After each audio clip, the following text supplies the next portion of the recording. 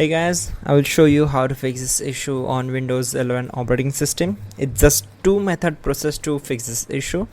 In the first step, we will firstly disable the Windows update. So go to search bar, type here services and click here to open it. Now on this window, just scroll down and find out Windows update. So here it is. Right click on it, select properties. Then on this window, make sure you have to select disable in the startup type. Then click on apply and then OK. After that, you need to just select it and make sure click on the stop. Then close all windows one by one, and in the last method, just go to search bar, type your settings,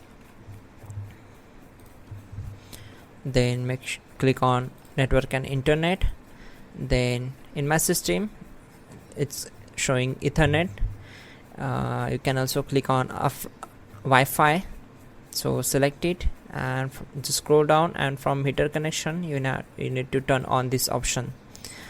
So close this window, and that's it guys. Your problem is solved. You are good to go.